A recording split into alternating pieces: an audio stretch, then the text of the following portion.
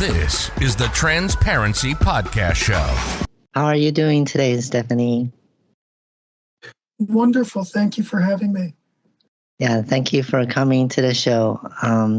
As we know, you are one of our listeners, and then you have something to share with our audience and people who listen to the podcast.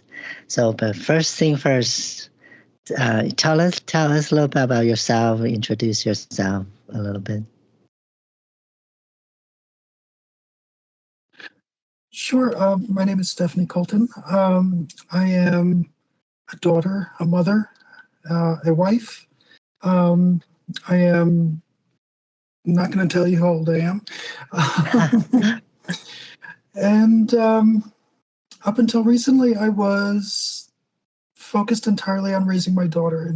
And now I'm getting into really trying to give back to the community that's given me a home and given me a life. Okay.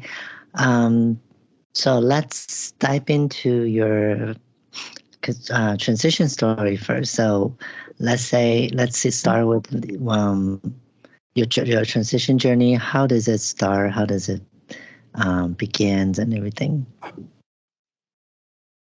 It starts a long time ago. Okay. I knew what I am. I knew that I was not born the way I should have been born at a very early age. I think I was 4 or 5 by the time I knew. And by the time I was in school, everything's separating out into boys and girls, and I knew I kept going to the wrong place. But it was not a good time to be that kind of a child. And so I hid for a long time. I was in the closet for many, many years.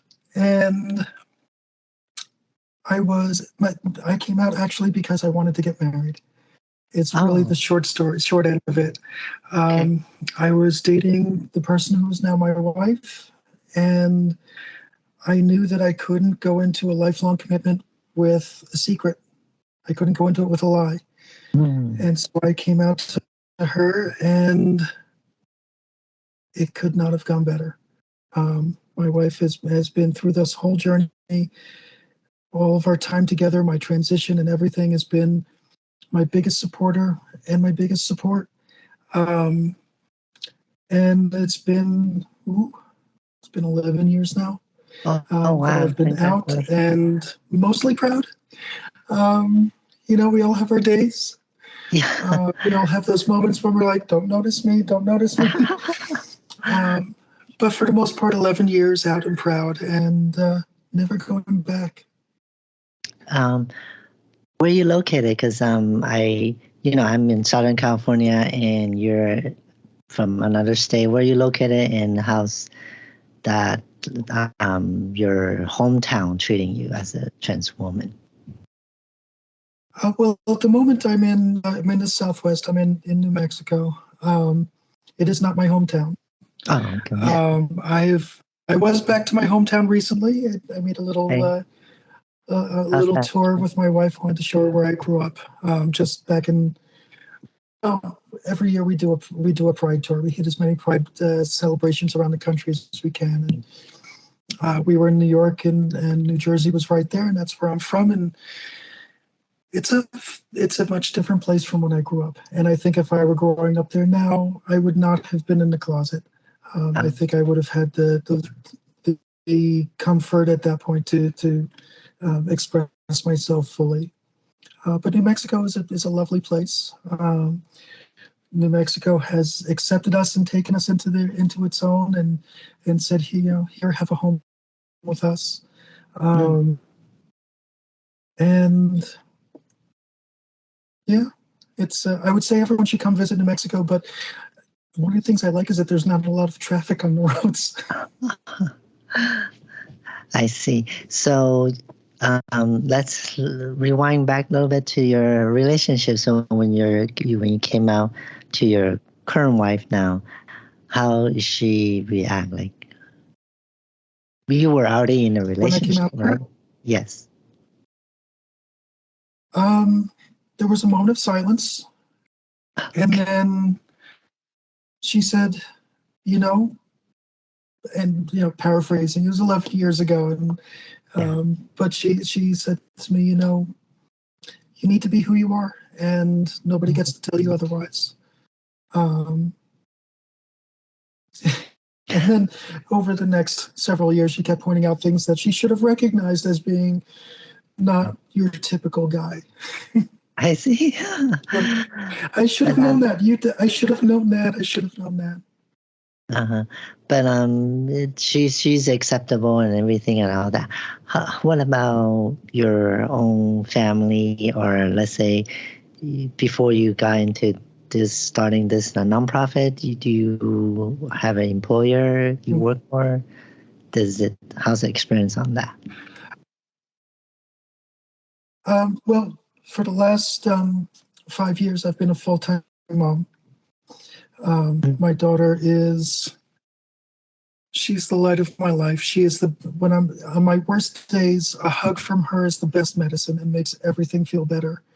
And I just don't care anymore about anything. There could be, elephants parading through the living room, and if she's giving me a hug, I wouldn't notice. She's just the best thing that's ever happened to me. And before that, I was before that, I was casting around a bit because I needed something, and I tried a little day trading, and then I realized I hate working with people who would sell their mothers for a dime. And I was working as a speechwriter for a while and realized I don't like being very close to politicians. But most of my career was spent in pre-hospital care, emergency medicine, as an EMT and a medic. Okay.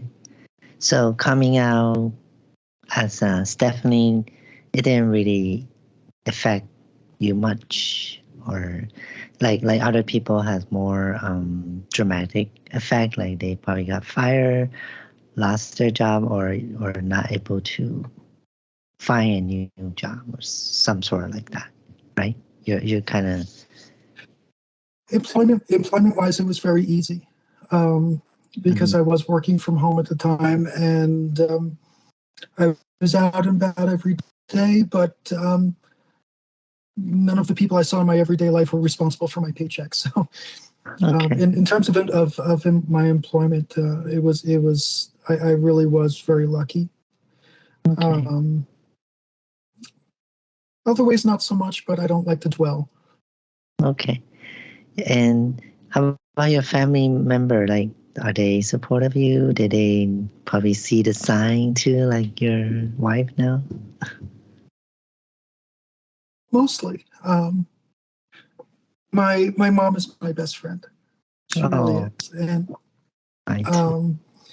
her only issue with me coming out was that she felt a lot of recrimination, that I didn't feel comfortable talking to her about it when I was a kid. And she understood that when I was younger, our home life was not exactly nurturing. When my father was in the picture, it was not a safe environment. And after I was dealing with all of the pressures of being in the closet and trying to contend with who I was, and trying to contend with external pressures that were at times extreme, and got into a lot of self-destructive behavior, and wound up with a foster family for a little while. And I'm still very much in touch with them. My foster brother is just the best. When I told him, when I came out to him, he said, "I knew something was different because I've never seen you this happy." And I cried. And he's still, we talk every day. His mom, my foster mom, we talk all the time. My foster dad, we lost in the early days of COVID, but I still have the last text message that he sent to me, which was right after I came out, and he said, "I don't care. you'll always be my kid and I will always love you. And every time I see that text message when I'm scrolling through and clearing out old stuff that I don't need, it makes me cry. My sister and I don't talk. We haven't talked in over 10 years now since she found out. And I have some other family, some biological family that are not in my life anymore. Got my mom, and I've got my foster family, and I've got my wife and my daughter, and that's all I need. What else do I need? I need our trans family. That's it. Yeah, that's so heartwarming when you say that. Yeah. So, and your daughter, your kids, it's from this same marriage, right? Yeah. Yes. Oh, okay. And then Yes. she is not. I mean, she is very acceptable and like in a loving family, right? She only knows one thing. She knows that she has two mommies who love her to the ends of the earth and back. She knows that both mommies are ready to read a book and have pillow fights and talk with stuffed animals and draw and paint and get dirty in the backyard. And that's what kids should know. That's all kids really need to know when they're 4 or 5, is that their family, their parents love them and will always love them. And it's okay to get dirty once in a while. I see. Yeah, so I'm happy for you. So now we're gonna kind of dive into your nonprofit organization, and when you reach out to me, you want to share that with me. So I want you to share with our audience, like from the beginning, what give you the idea and what's the reason behind it to start with this nonprofit organization. Of course. So the organization is called Patchwork, and we are working up to capacity to bring free online peer support to every trans, non-binary, gender non-conforming, and intersex person with an internet connection. We are looking to grow and evolve from there, but that's our bread and butter, and that's where we're starting. And honestly, this was my wife's idea. I have been, for the last several years, facilitating peer support groups. And I've really struggled with how little support there is for our community and how hard it is to find the services and the professionals that we need just to feel comfortable in our lives. And especially over the pandemic and over the lockdowns, but even before and since, finding our community is always so hard. There are so few of us and we are so far flung that it's not always possible for us to find centers for us to go to. We can find career community centers, and there may be a few trans people there. But when you look at support groups, they'll have maybe up to 8 people, but usually 5 or 6. Sometimes they're very hard to get to. As everyone knows, our community is not affluent, the opposite of affluent. And sometimes the travel costs or logistics to get to an in-person support are a great barrier for us to overcome. Many support groups, as all trans people know, are run by hospitals or medical groups, and you have to pay to get in. And even though it's maybe $10 or something like that, if you're working 3 jobs just to make rent, $10 means everything. Right. So what we're hoping to do is to bring that support to everyone, so they can access it on their phone, on their tablet, on their computer, and be able to have the community, be able to feel the support and the love of other trans people, other non-binary and gender non-conforming and intersex people, and be able to gain the benefit of the experience of those who have been out longer, who have, for those who choose some type of physical or medical transition, who have or further in the process, Right. and really create the family that we're all a little starved for in our society, and that's what Right. we're hoping to do. And we are hopefully hopefully launching this November. Our website is active, and I thank you very much for including it in your notes. Our website is active, and anybody is welcome to come to the website. And we have a way for you there to contact us and tell us what groups that you're interested in. We have a bunch of different groups that we are training our facilitators for.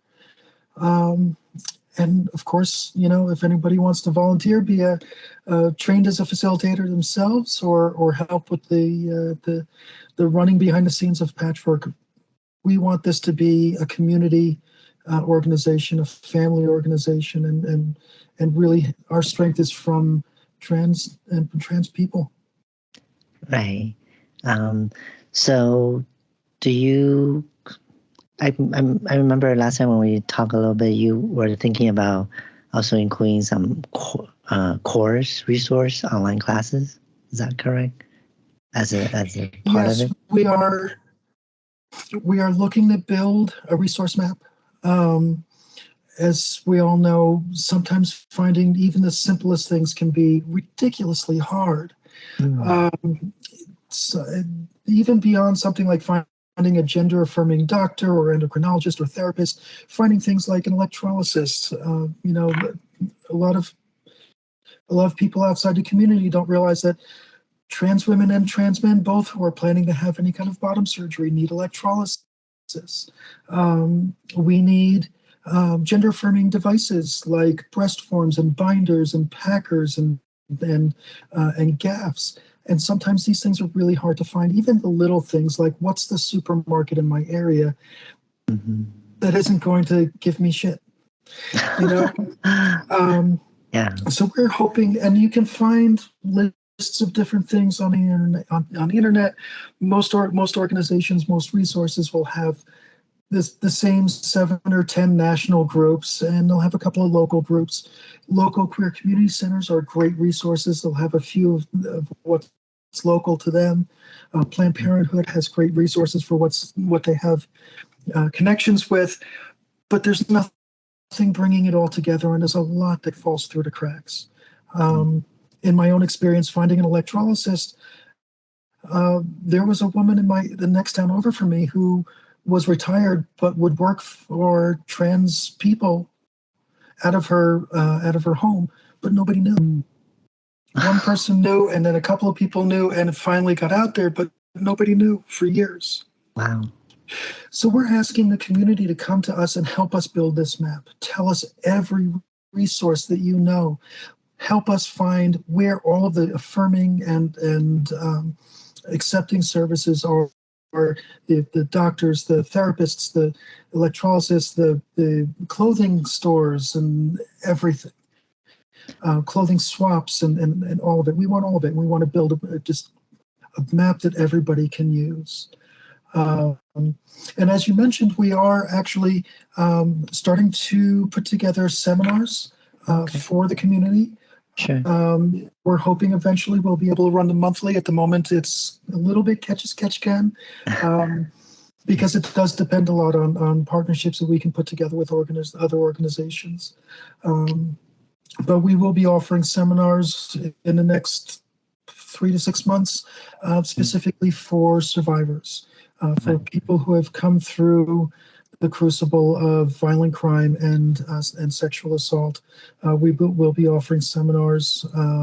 We've made arrangements with a group that just does this, that just does survivor services for the trans community, and they'll be coming to us and providing seminars a couple times a year, and we're hoping to expand. We're hoping to have legal name change clinics, document clinics. We're hoping to do trans masc, non-binary, and trans femme, gender affirming cosmetics, and hopefully a little bit of maybe 1 or 2 voice clinics. I know I could use that. Yeah, same here. um, okay, So yeah, so we're really looking to just bring it all together and give the community the access they need to the services and the information and the help that we all need. okay, so it sounds like a directory, and is this only because you mentioned you help people wherever they have Wi-Fi? So is this gonna be also like international mapping sort of kind? I would love for us to be able to have an international map. I don't know how practical that is in right now. Mm-hmm. We do have one person who's exploring what the requirements would be for us to be registered as a nonprofit in the EU. That may be a very long process. But if anyone outside the US wants to send us resources, we'd be happy to put them on our map and add them to the list of everything else that we're putting together.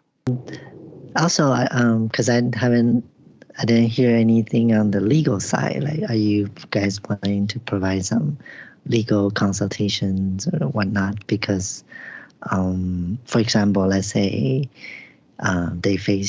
we face discriminations or wrongfully terminations or even name change. Sometimes you need a representative on the legal side.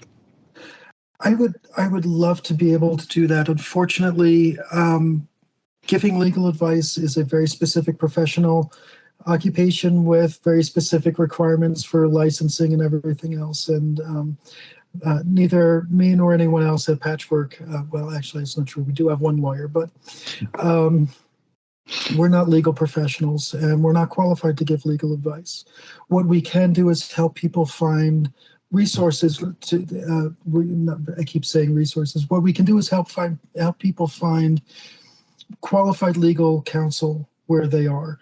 And in order to be able to do that, we need other trans people to tell us where the legal counsel is that is willing to work with our community. We all know the big ones, Lambda Legal, ACLU, the Transgender Law and Education Center. But I know there are a lot of smaller lawyers that are up to the fight of defending trans, non-binary, gender non-conforming, and intersex people where they live. And we're hoping to connect with them and hoping to be able to add their contacts to our list. Right. Okay. And what about you thinking about bring this into like an in-person sort of resource meeting? Like we all have, every city, every corner or state has their own Pride Month event. So are you planning to, like, let's say, have a booth or some sort of like that in those type of events? Yeah, we are actually hoping to be at Pride events in different places. And hopefully over the next couple of years, people will be seeing a lot of me at conferences. Assuming I can find a babysitter. We are hoping to be at different Pride events. We are hoping we'll have the budget for Pride events. It can be very expensive doing events all over the country, but we are up to the challenge, and we're going to work towards being in at least every major Pride event that we can reasonably access. Okay, so is this organization currently looking for sponsorship or fundraising, that sort of type of activities? We are, with the caveat that the IRS has not yet come through with our 501c3 status. They are a bit backlogged because they are a bit understaffed. I've talked to a couple people there, and they were very apologetic and excuse me, very understanding of our plight and not being able to. I mean, we can take donations, but there's no tax advantage for the person donating. They're very, very apologetic and very understanding and working as quickly as they can, but they are very backlogged, and I understand that because honestly, at this point, so am I. once our 501c3 is cleared by the IRS, we will be happy to take donations from anyone who has a sincere interest to help the trans community and to help provide support, free support for the trans community. And I think, one thing that we shouldn't discount, especially considering that the trans community is, for lack of nice flowery language, a very poor demographic. We are all kind of dirt effing poor. So many of us are hanging on the edge. Money is not always the best thing that you can give. If someone can give their time, if someone is willing to go through our training program to become a facilitator and is willing to give 2 hours a month or 4 hours a month facilitating support groups, that is a huge, huge help. That helps us reach more people and offer more support, offer more home and more family and more community to as many trans people as we can. And we will never discount the immense wealth that can be had emotionally and communally from volunteerism. Right. Yeah, I kind of agree with you with that. So I'm blissful that I able to kind of learn and kind of put myself in an okay position. So if I'm when you're ready, I'm ready to sign up for that 2 hours a month for sure. I'm just gonna share my experience, and I'm in real estate. If there's anything I can provide or skill that I can share, I don't mind doing that. That's lovely. Thank you so much. Of course, yeah. And what about trans or non-binary youth? Do you have anything towards that program like that? Because I realize the newer generation, like Gen Zs and maybe small part of the late millennials, they are more identify themselves as a non-binary, and I don't have kids, so I'm not too sure what's the school like for them right now. Do you know anything about that? And do you have programs towards more like a youth? We do. We have, when we launch, we will have facilitators and we'll be able to staff many different groups. We will have 3 different groups for different non-binary, third gender, and agender identities. We also have someone who's going through our training program now who will be offering a youth group, 18 and under. Actually, I think we're going up to 21. The numbers get a little twisted in my head, but it is correct on our website. And we are hoping to work with other organizations to be able to offer more support to the younger people in our community. I am hopeful that this is a good time to be. I know, considering the current political climate, it doesn't seem like it, but I'm hoping that this is a good time to be a young out trans person. I'm hoping that the visibility that we've built over so many years will make it easier for them to find the rest of us, find community, find happiness, find comfort with themselves and who they are. And I'm hoping that we can provide some small part of that at Patchwork through our youth support group, through the non-binary, the genderqueer, the gender fluid groups, and the agender groups. And hopefully with connections we're looking to make with other organizations, local and national, that have more services for young people and more capacity to work directly with young people that we may not be able to do at the moment. Okay. Since you talk about current politic climax, there's I'll say tiny group. I don't think it's a large group. There's a tiny group. The mainstream media call it detransitioning group. Heard of that, right?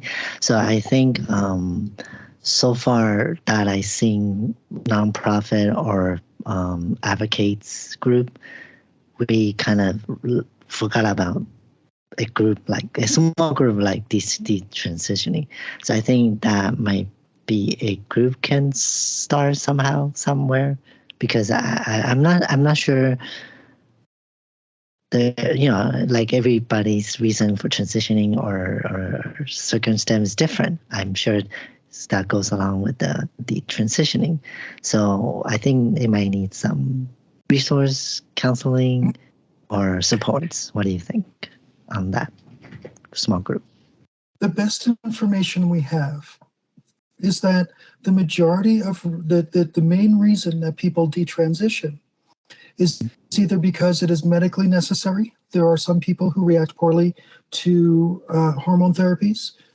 There are some people who have complications after gender-affirming surgeries and are forced to detransition because of that. And because the other reason, major reason, because people are persecuted where they live. Children don't feel safe being out. Adults don't feel safe being out. People are fearful of losing their homes, their jobs, their families. And they make the decision that it is better to hide who they are until they're in a safer place to be out. The best information we have is that detransition is a very small part of the trans community, less than 2% at the last count. Yeah. But there are voices in the media who like to champion one or two people who want to make a very strong political statement against the entire trans community because of one or two stories that they will repeat, and they will twist, and they will repeat again. My experience in trans support groups is that we very often have people who have had a need to detransition. I can think of one woman in particular that I've known in a couple of different groups. She's come to a couple of different groups that I've run, who had when she chose to have a medical transition, she chose to start hormone therapy. And in the course of starting hormone therapy, something about the estrogen triggered an horrific response. And she only discovered that she had a genetic blood disorder because she went on estrogen, and she can never go on it again. And she had a difficult road ahead of her.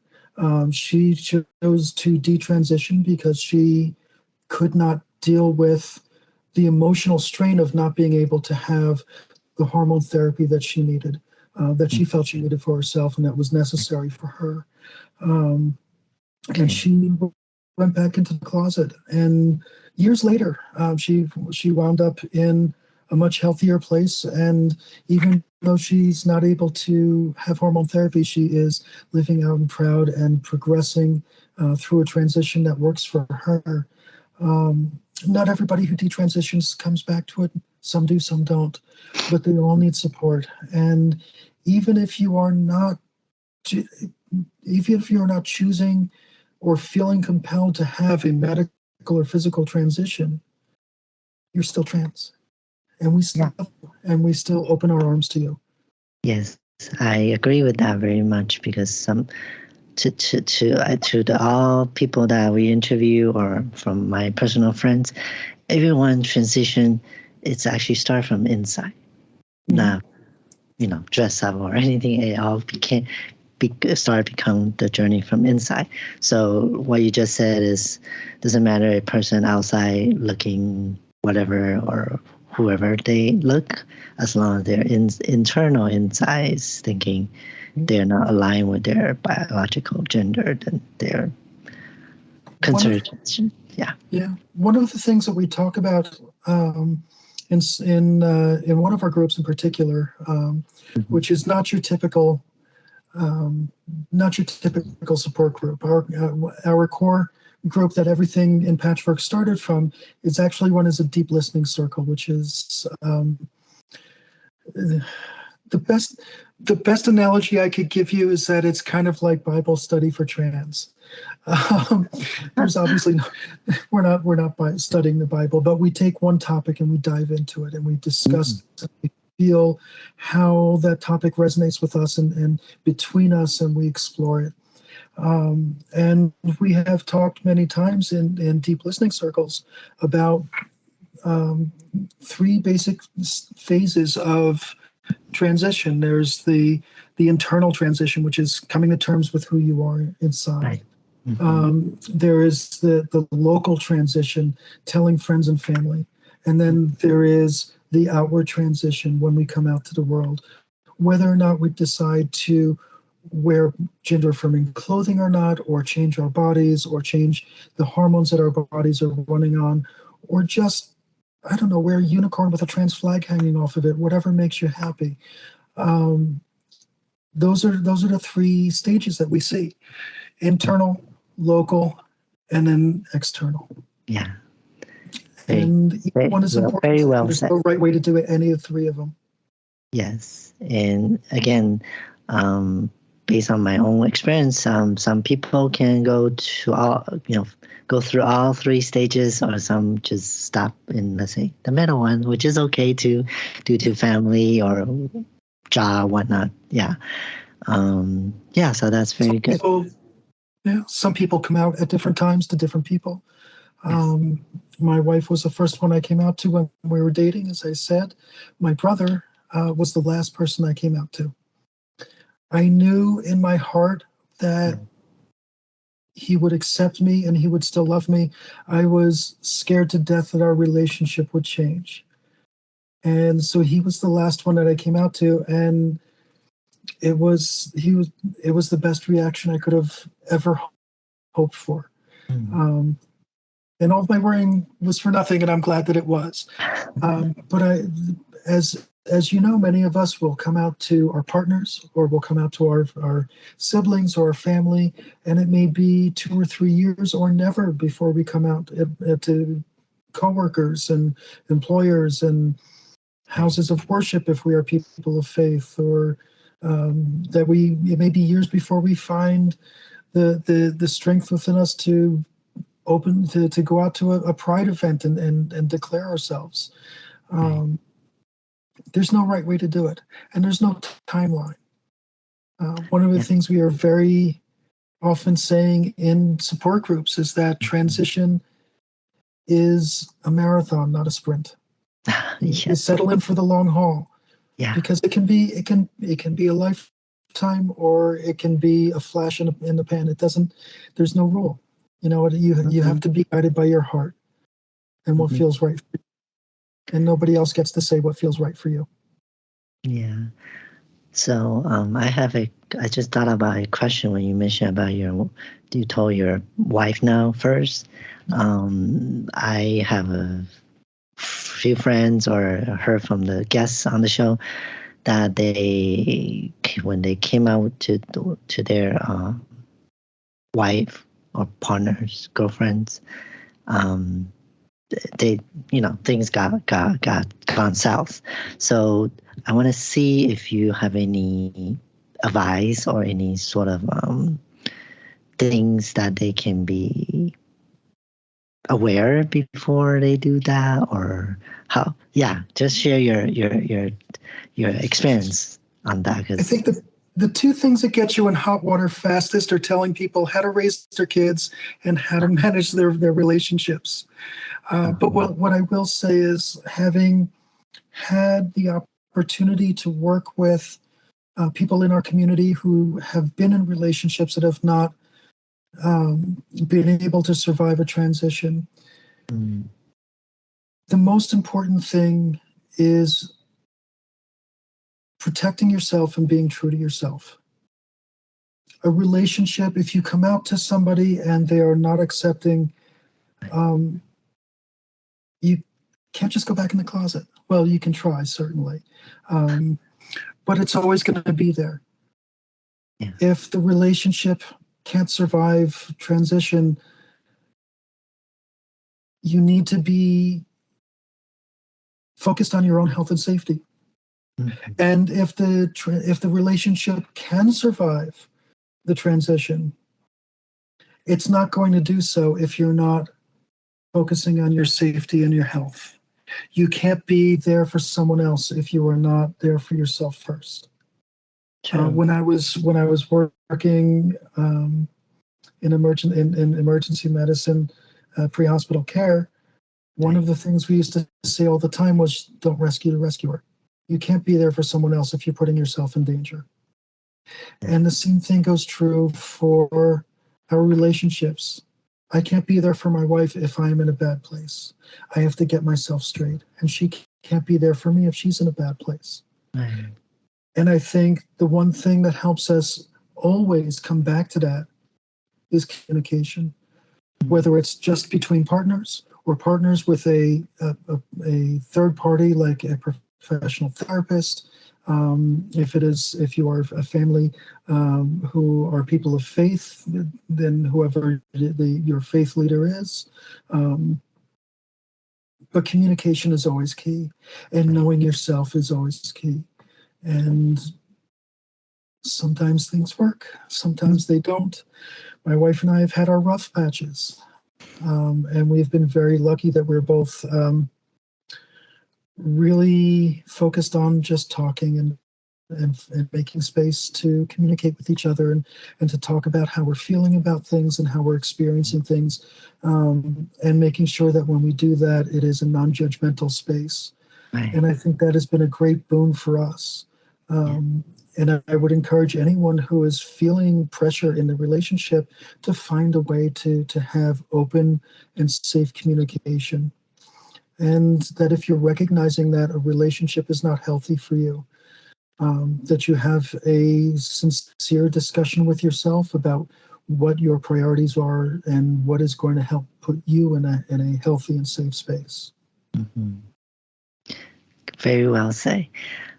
So you mentioned about website for your nonprofit.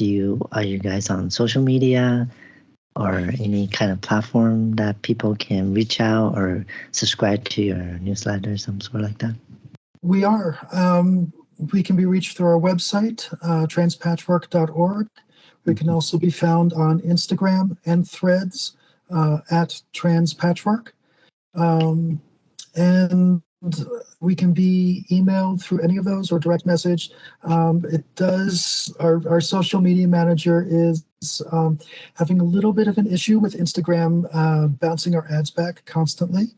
Apparently, advertising free online peer support for trans people is, as Meta has told us now 4 times, promoting a hostile political agenda. Oh, wow. And has refused to run our ads, which is why many of you have not seen us on social media so far. So our social media manager is, who is a volunteer, is working very diligently in their time to try and get Meta to understand that offering health and wellness to a marginalized and oppressed community is not threatening anyone. And maybe they should just go stick it. I probably shouldn't say that, but it's, it's okay. Yes. True. Yes, the algorithm, it's not, it needs to retrain. The AI need to retrain. Yeah. A little sensitivity training for the algorithm would not be a bad thing. Yeah. So any last words, anything you want to share before we close out this episode? I think the only thing really that's left for me to say, which is what we believe at Patchwork, and it's how I end every support group that I run, and that is to tell everyone, this is your community, and your community is your family. Your family is our strength. Yeah. And you are seen, you are heard, you are valid, and you are loved. I wish you all safe, healthy, and happy lives. Thank you so much for joining us today. I'm very happy that you guys put this out. Okay, so thank you for listening and watching for our episodes, and we will catch you next time.